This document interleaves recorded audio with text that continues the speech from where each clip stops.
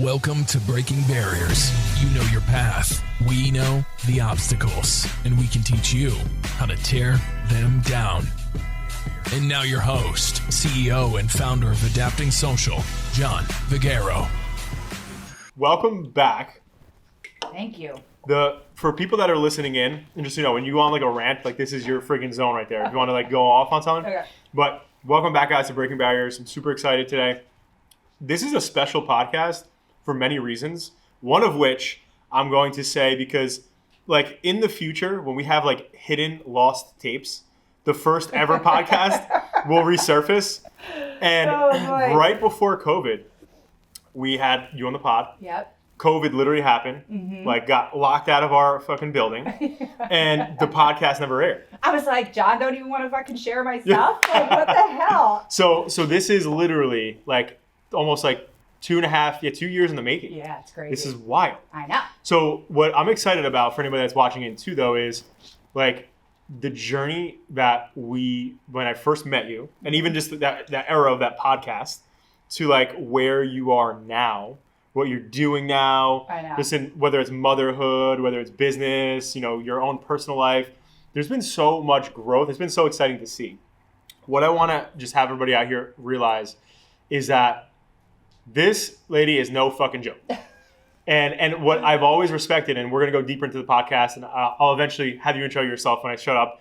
But the one thing that I think is so important is that from the beginning, when I first met you, you were super, super kind, right? You, like I said right before the podcast started, you walked into the office, everyone's like, who the fuck is that, right?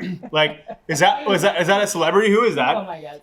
And the whole thing though is that you always have been so thoughtful, and you've always been so like just like a good person to people. And I never forgot that about you. And then fast forward, we haven't seen each other in a little bit, but then you came by the office the other day, brought me a bottle of wine, which is so nice of you for the holidays. Like, you're just so thoughtful. So I think anybody out there that's listening to this, it doesn't matter if it's a male, female, whatever you go by. But the whole thing is that there's a lot to learn on this podcast that we're about to dive into. So before we dive in, thank you so much for being back on the podcast. I'm so excited. For the first time. So for people out there who are like, who the hell is Christen Sachs? Give us like an overview real quick. It's so funny because I feel like people go straight to their job title, right? Like that's who they are and what they like relate with most. But right. I don't know if I could just bring it to one kind of pillar. Boss bitch is so cliche, but it's really, I just feel like. It doesn't have to be cliche. Yeah, I mean, I feel like no matter what I'm doing, whether it be a real estate broker, a real estate mentor, a mother, a board member, a co-founder of a women's group, whatever it is, right. I just want to do it with the most incredible amount of passion. Right. So if I could say anything, I'm like a passion seeker. I mean, that's really what it comes down to. I just want to be so incredibly in love with what I do every day. Right. That excites me. So for people out there, that's really awesome, right? And I'm going to dive into a lot of what you just said, but I think the first thing, right? Because obviously most of our podcast listeners are entrepreneurs, both men, women. What for you? How did you find? Because most people, it's so hard for them to find what they're passionate about that it's like people listening to this are like, how the fuck did she find that, right? So for you, because when we met, you were coming from a different career. I was. And starting in real estate. Yeah.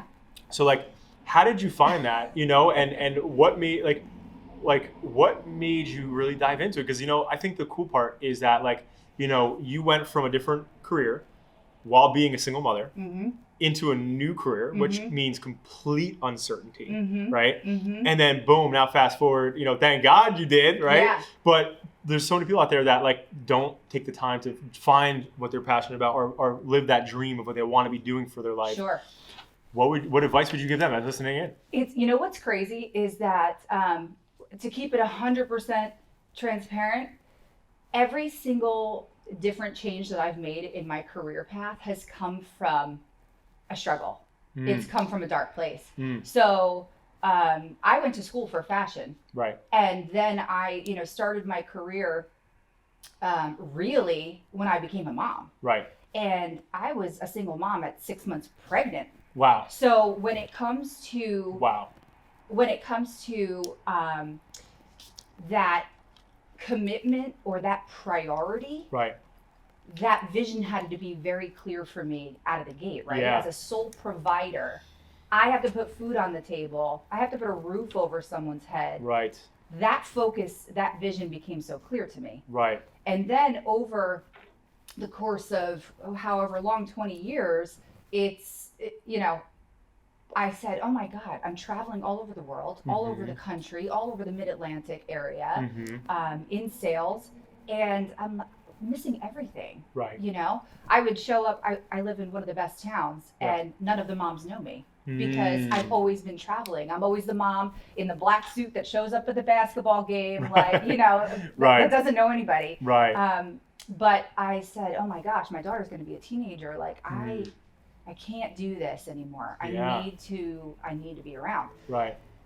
And I started my entire journey buying real estate.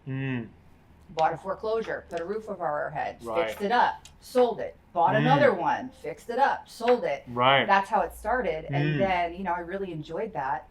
And then you're like, I like real estate.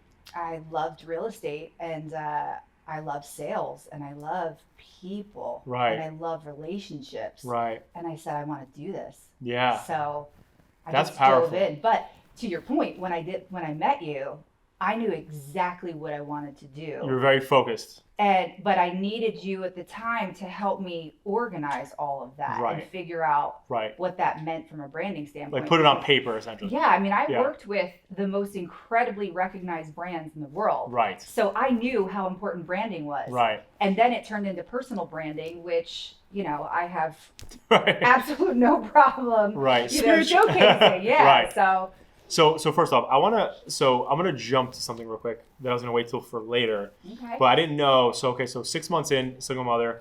I have so much respect for you. I can't even explain it in words because, as you know, obviously, and people listening in, I'm a newer, parent. Yep. And with my son, I'm not somebody who's a good sleeper to begin with. Oh God. I'm the worst sleeper ever normally just to begin with.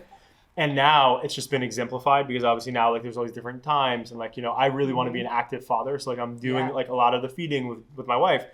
And to think about all of the things that you have to do outside of go work and outside of all these other things, I give you so much credit. It's so crazy insane. Is that when I first started in my career and I really committed and, was being recognized as a top performer in every company that I was at, all of my friends, those conversations became less and less because I had to make 2 salaries. Right. That's the reality. I had to make 2 salaries. So, them taking a day off and going to the beach and hanging out and doing stay-at-home mom stuff, which is a very, very important and very, very hard role as it is. Right. I had to do both. Yeah, that's what I'm saying. Like, that's full-time fucking insane. jobs, right? That's fucking insane.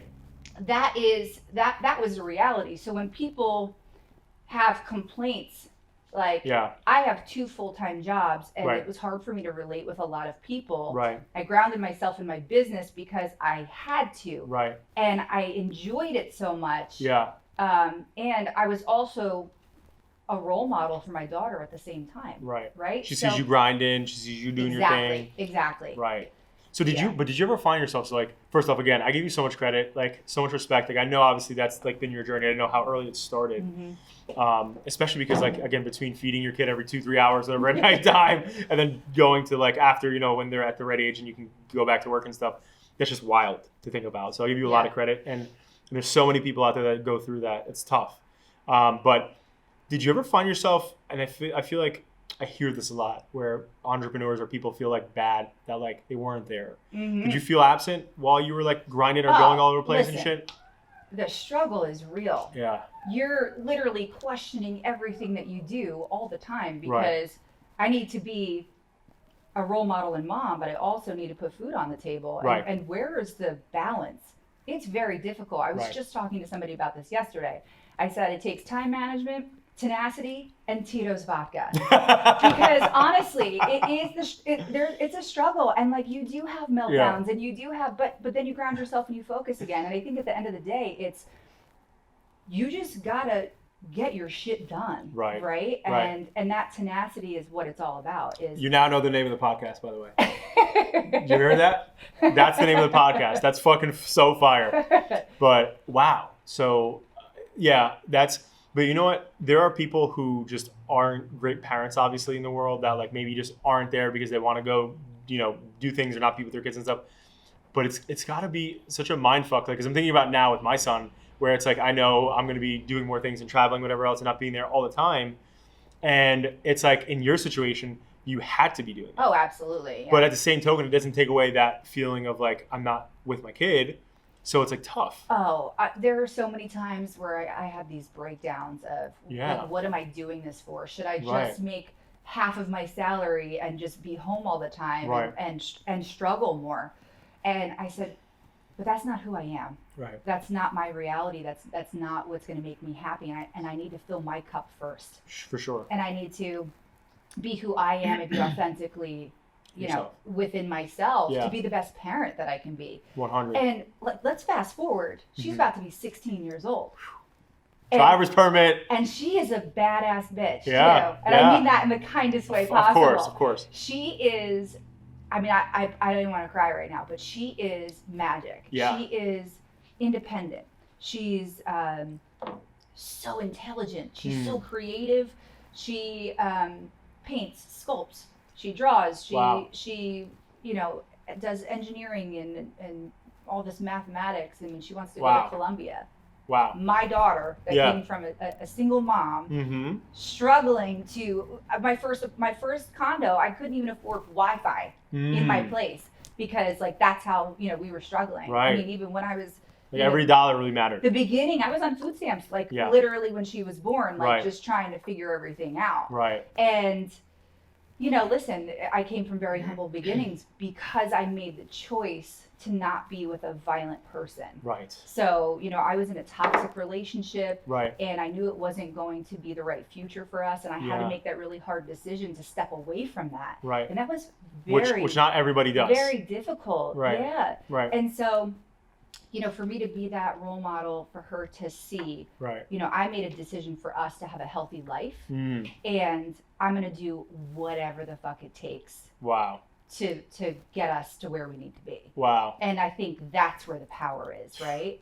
And so those things happen so early on that there is absolutely nothing that scares me. Right. So in business, okay, so they say no? Right. Oh, okay. Right. Move on. Next. It's like the next thing. So again, that's why I'm never scared to take risks or to jump into anything because I've been at some of the lowest points of my life that have fueled me in such a way that is so incredibly beautiful. Right. Yeah.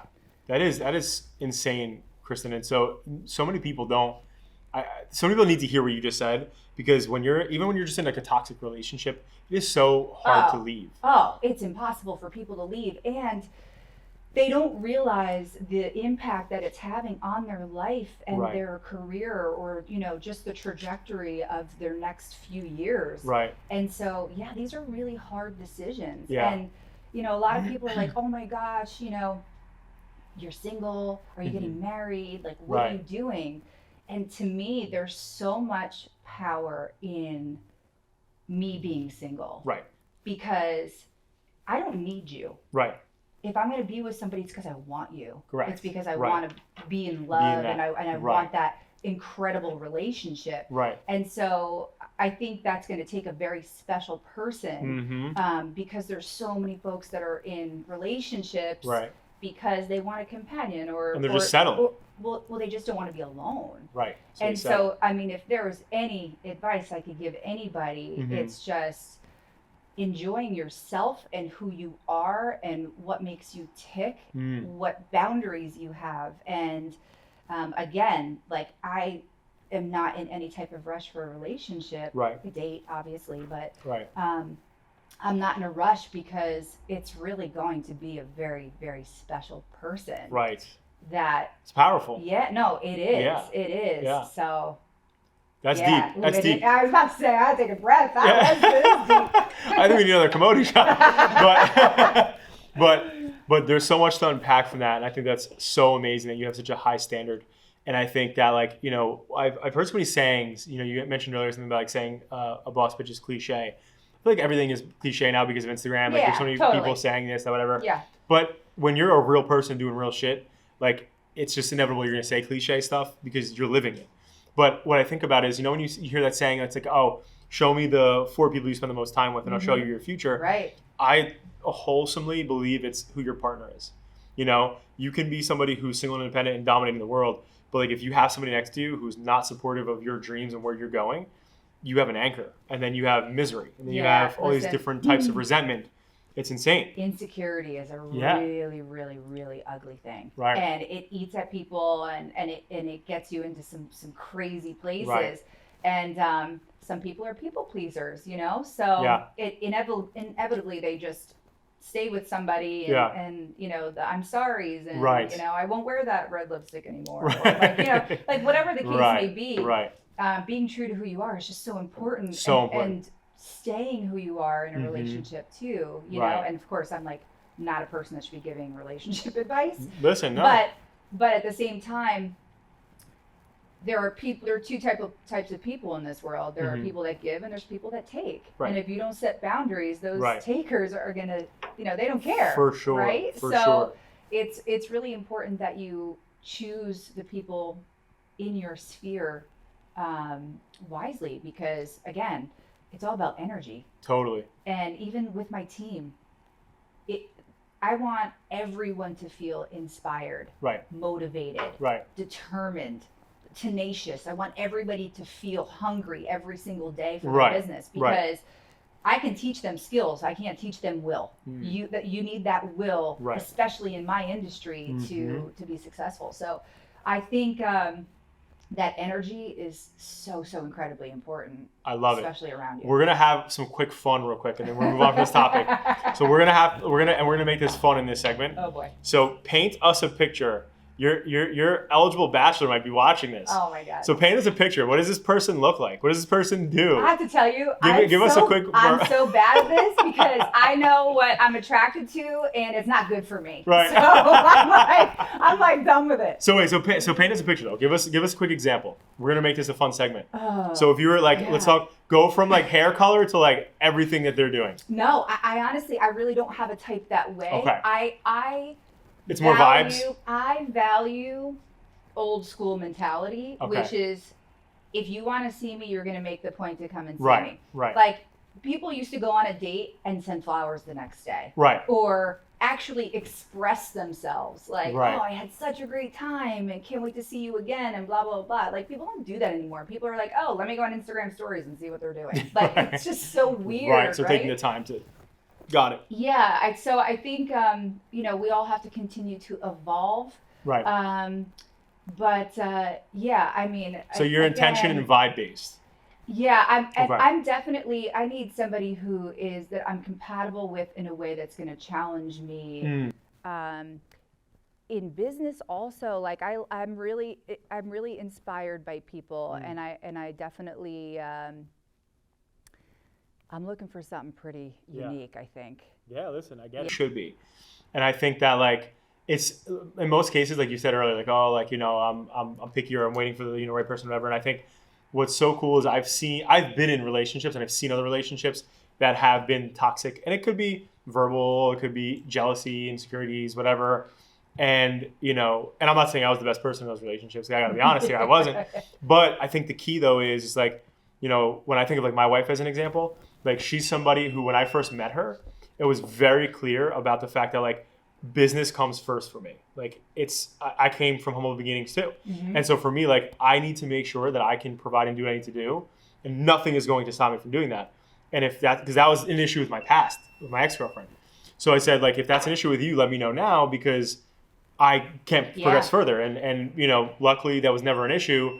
And the whole key is like moving forward, like she's my biggest supporter. And honestly, I think like that's what everybody should want. And it doesn't matter what it is you're doing. Like I have a buddy who was in the film industry, left here, right, in New York, went to LA, wanted to start producing, is now editing for like Netflix and these huge things. But him and his wife picked up and left, and she followed his dream, and boom, there they go. So it's like you need somebody who can help you do that.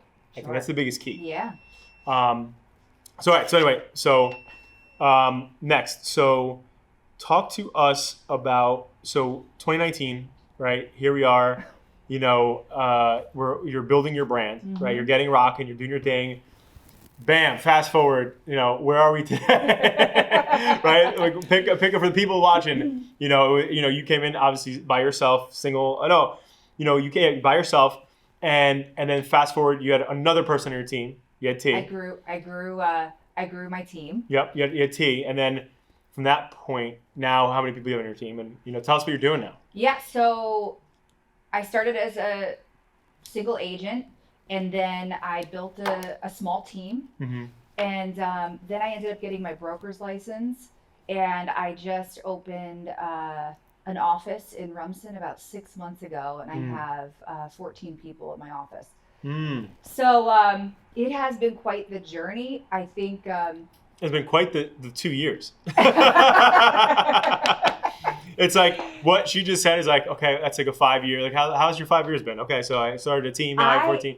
Somebody said something to me once, a friend of mine, he's a judge actually, and he said something like, she doesn't let grass grow underneath her. And it couldn't be further from the truth. It's literally, it's the way that I live. I just cannot sit still, and I need to continue to move and be challenged. Right. And for me, my clients are so important and evolving with my client base, with my team, and I'm with one of the best brokerages in the world now, and I just couldn't be happier. So what have you learned in the past 2 years, right? So like, let's call it's probably closer to like 2.5, right? So like, let's say the past 2.5 years, what have you learned in all this time? Like, what is like a big takeaway from you that you're like, okay, because now here you are, the beginning, you were kind of like early phase. So like, boom, from then to now, like running an office, doing your doing.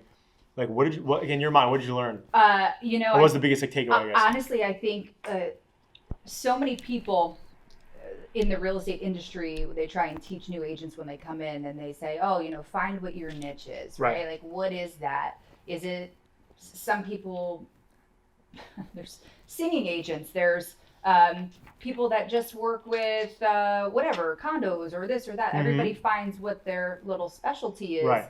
And to me, I said, I want to fucking do everything. Right. I'm not going to, pigeonhole myself in one little area. Right. I'm just going to continue to be me and do what feels good to me. And I'm just going to keep moving forward. And I think I kind of put like horse blinders on, and I just go this way.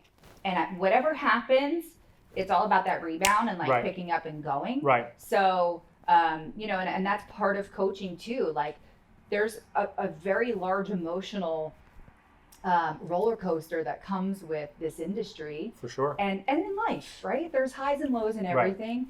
And in any business, in sales. And absolutely. It's really just staying hyper focused on what the task is and what you're getting to, So that's why goal setting, vision boards, development plans, like all of those things are so incredibly important, because it keeps you focused. It keeps you in that one lane. Right. And so many people want to give up when they're like right on the cusp of this incredible success. And so, we're rounding out this year, and this is my highest production, my most successful year I've ever had. Boom. And get the commodity ready. Honestly, it's magic.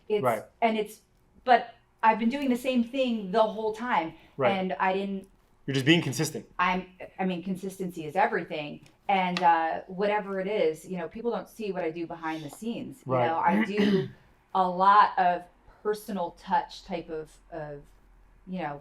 prioritizing, which is, when I brought you the wine. Correct. I saw 12 other clients that day that I haven't seen maybe 1 year, 2 years, 3 years.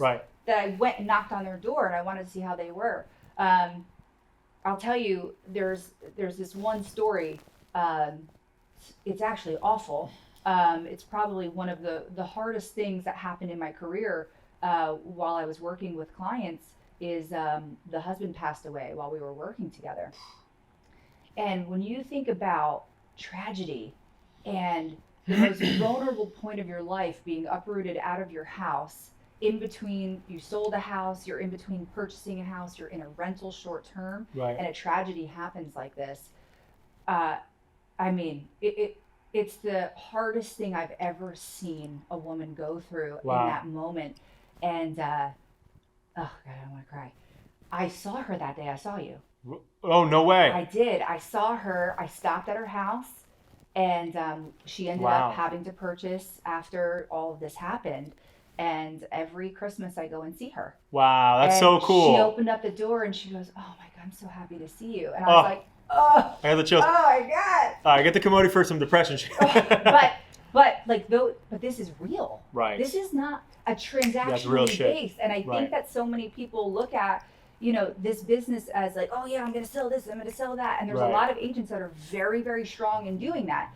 But for me, it's very personal. Yeah. This job is very personal, and I'm passionate about it. And my clients are long term. Right. This is for life. Like Right. we're not. You don't. Once we Say, close, boom, boom. it's not over. That's it. Right? You're That's gonna it. see me at Christmas. Right. You're gonna see me on your anniversary. That's it. Like I stay in touch with everybody. Right. That's amazing, and like that's incredible. And I think again, this goes back to what I was saying earlier about what I've seen and learned from you over the years is that like your relationship building and like your care and kindness goes so far. And again, people don't forget that. And again, cliche quote, but like people will always forget what you looked like, what happened, but they'll never forget how you made them feel. They say. Yeah. And so I think that situation is such a fucking key because it's like that. She saw you, you were there for her most crazy moment. Yeah. And then when she sees you again, she remembers that support. Mm-hmm. So it's like, wow, bam. Like, and listen, I think one of the things that I've, again, just come to believe in my time as being an entrepreneur is over the years, I remember being like, oh, I'm not the person that, wants to drive a Mercedes or a Tesla or this or that, whatever. Or I don't get excited by money. I'm doing it for just the people and stuff. And I think almost anybody who's starting in sales is driven for the fucking cash. That's why you get into sales because you don't have a cap. Like you're like, boom, unlimited potential. I want to drive the Mercedes. I want my daughter to go to the best school. I want her to have the best shoes on. I want her to have whatever. And it's like, I think too many people think that that's like a negative and they don't want to tell people that because it's looked at as bad. But it's only looked at as bad as when you don't have the humility that you just have. Because you're a badass. You get shit done. You drive a beautiful car. You live in a beautiful area. But you care about your people. I do. So I think when you have that balance, that's where it's okay, right, to do that stuff. And I also want to further that, once in a while, like I'm not the best religious person, right? But I try to like pop on some things. And one of the people like over the years that I pop on once in a while is like Joel Osteen in the background because he's more motivational and Christian stuff. So I'm like, all right, I like this. I can digest this. And he said something that, he's like, when you're succeeding in life, don't hold back because you're scared for your friends to look at you and be like, damn, I'm jealous. Because by you holding back, you're actually hurting them and not motivating or pushing them. If they feel like you're doing just as well and you're in your own career, or if they feel like, oh, wow, I thought like, John would be crushing him more, Kristen would be crushing him more, and you're not, like celebrate yourself so they can push and move themselves to do that, motivate themselves to do that. And I think tying that all back into the fact that like, as long as you are somebody who cares about your people and you do it outside of, it can't be just about the money because then you're going to be chasing that forever. And success only chases people who are good at what they do. When you're chasing money, like you'll be running forever, right? But when you're fucking great at something, money chases you. But it's like when you're so good at people like you are, there's a lot to take away from that. And I think that's such a big thing. So thank you for always showing my team and us here at that. Because again, like I said, anytime you've been in the office, you're always giving people, whether it's a cookie or a freaking bottle of wine, you're just always thoughtful. So I think there's a lot to take away from that, guys, and unpack that I wanted to share. And I think it's so amazing that you do. Thank you. Of course. Let's talk, and as we get to the last segment here, right? So now we get down to our 2 hard questions. And one is an exercise. Oh boy. One is more, so it's like one's mild, and one's like a real spicy one. So which one do you want to go? Which one do you want first? Oh, I like spicy. All right, let's go. So in the 2 years that I've asked this question, I've interviewed probably over like 100 plus people. Only one person has said they want to go the easy one first. So I love that you went the hard one first. I feel like that's a very big character of an entrepreneur. All right, so legacy. We always see people thinking about legacy. thinking about where we are today, where your feet are today here, and what you want to eventually be remembered by, left behind, all that stuff. A lot of times we don't think about it the other way, right? We're like the end in mind and reverse engineering, working backwards, right? So I'm going to do this, whatever. So the one thing that'll surpass you, your daughter, her kids, their kids, blah, blah, blah, is your gravestone, right? If you were to write that, and I'm saying paraphrase that, right? Here today, what would that say? You know what's so funny is I know this right off the top of my head. Bang. I believe so wholeheartedly in leaving people inspired by kindness, by empathy, by, again, emotion. I'm just very passionate that way. And again, you know, I went from needing all of this support in a very bad way to now I'm a board member at that same organization, right? Right. So full circle, I'm able to give back and inspire other women so they know that there is light at the end of the tunnel. Right. And things are temporary. Yeah. And you can get through things. For sure. So if I could put a quote on my gravestone, it would be aspire to inspire. Bang. I mean, I love it. Really... Right? She woke up knowing that already. I love that. No, but I talk about this all the time because I get inspiration anywhere from anyone. Right. And that's why I think talking and networking with people all the time, I'm inspired by things. And it just because I'm more of a creative thinker. So if I'm inspired by something, you know, one of your clients owns an amazing bakery. Yep. It inspired me to order custom New Jersey cookies for my clients, right? Like those small little things. I'm always trying to think about like, okay, so the connection and, you know, how do we give back and support and all of these things. And inspiration is huge for me. Huge. I love that. It's so powerful. Yeah. So that was way easier than anytime I ask that question, a lot of times they're like, what? I've had 3 people cry on that question. Like literally cry. And the one guy was a hedge fund owner in Miami. And he was just so deep about it. The answer, he was crazy. But I appreciate that. You did that so well. Well, now I feel like it sucks. No, you crushed it. Should I cry? I mean, should I come up with something deeper? Pop a tear. Get one more promoting. No, that was great. Lastly is over the years, so I asked this question primarily because when I was starting myself, right, I was 17, didn't know much, didn't have any money. You know, my family obviously had financial hardship. I was the oldest of 5. I was trying to figure out how to help parents with the payments. And I wanted to find something to motivate me because I didn't actually have, I didn't have somebody like, oh, can you give me money? Like, I didn't have people around me that could just give me money, right? So I was like, what can I do? How can I do this? So I started Googling, like, what kind of quote I could put on the wall just to motivate myself. And so I like to ask people, like, what their life quote is or, like, what a quote is that really resonates with them. For me, what I want to finding is live a few years of your life like most people won't, so you can live the rest of your life like most people can. Yeah. And so, you know, I got that. I printed it out at my parents' house when I lived there back in the day. I put it on the ceiling of my parents' basement, my bedroom at the time. And I put it in the bathroom when I was brushing my teeth. So every day when I woke up, I was like, all right, I got to fucking struggle. I'm going to grind. I got to struggle. Yeah. And fast forward, going back to like having the right partner. So I had that piece of paper. One of them I threw out, one of them I kept. I had it laminated. Oh, sorry, no, it wasn't laminated. It was printed. It was like fading. And I brought it with me when I moved out. Because the first time, I never like went to college. I just like my first roommate's my wife. Right. Like literally moved out of my parents' house. We got our first house. And so I'm sitting there, the one day I'm getting ready for work, I was like setting up our house, and she put it in my closet. I lost it. I hadn't seen it like in like at least a while. And she put it up, and then a couple years later after we moved, every time we move, I forget where it is because she winds up packing it, and she always puts that back up for me. And I feel like she wants me to be motivated. So, but anyway, back to like what I'm saying is there something like that for you that over the years you're like, fucking love this quote. And it could be a Sachs original.